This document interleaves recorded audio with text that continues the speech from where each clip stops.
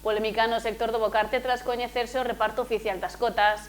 As confrarías reclaman proteger a bolsa común para garantir oportunidades ás pequenas embarcacións e aos novos profesionais do mar. O Ministerio de Pesca publicou estes días a orde coa distribución da cota do bocarte entre Fisterra e o Miño, despois de conseguir 400 toneladas adicionais nun intercambio con Portugal. Pero no sector lembran que a pesqueira nunca chegou realmente a pechar e que os barcos xa estaban traballando no mar. O principal desacordo céntrase no reparto das cotas. O 90% queda nas mans das asociacións de produtores, mentres o 10% restante vai para a chamada bolsa común das confrarías. Dende parte do sector consideran que esa porcentaxe debe reservarse exclusivamente para embarcacións sen cotas individuais e alertan de que se están incorporando barcos que xa teñen dereitos propios de pesca. O bocarte xa estaba aberto.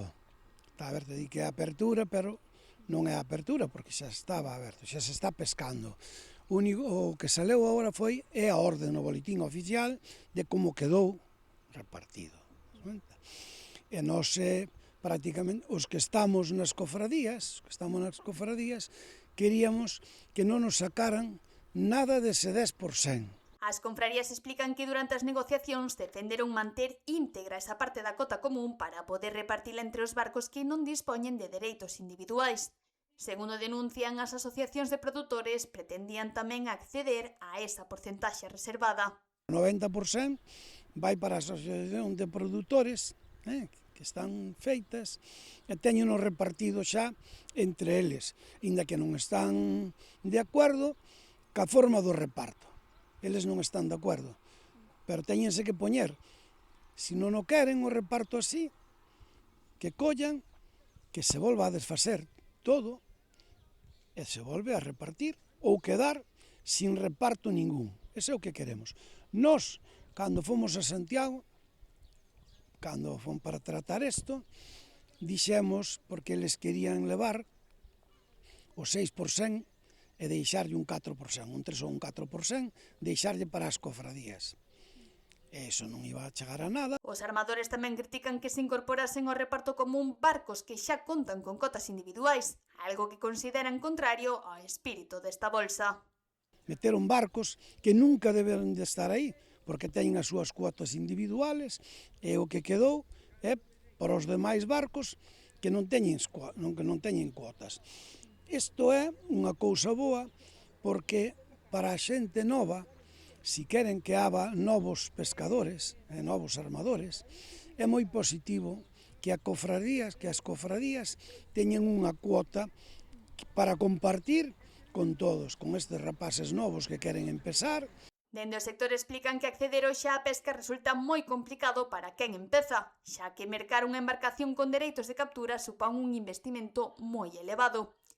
Por iso consideran fundamental conservar unha bolsa común que permita abrir portas ás novas xeracións. É a única forma que teñen, porque senón teñen que andar comprando un barco ou un armador que lle vai a salir moi caro debido a que ten que pagar o barco a mala cuota que ten o barco. Que iso é o que está pasando. Isto é positivo. Salimos ben, todos, por ahora. Ahora, para o ano, se non están de acordo, porque dicían que non o querían así, que non querían que, senón que desfacían a cuota, que se desfacía o reparto, se o queren desfacer, que o desfajan, que quede na bolsa común para todos. As confrarías insisten en que non se opoñen ao reparto xeral, pero reclaman límites claros para evitar que barcos con cotas propias entren tamén nas reservas destinadas ao resto do sector. En términos generales, é un reparto positivo, pero que non poden entrar son máis barcos nas pesquerías do peixe que ten na bolsa a cofradía, porque senón o 10% se quedaría corto. E máis este non é de ningún barco, senón que volvemos a repetir, é da cofradía. Eles xa teñen o deles individual. Eles teñen que pescar o peixe deles e teñense que valer con eles. Mentres a campaña continúa activa e as descargas chegan ás lonxas, as confrarías piden preservar a bolsa común como ferramenta para garantir oportunidades ás pequenas embarcacións e asegurar o relevo xeracional no mar galego.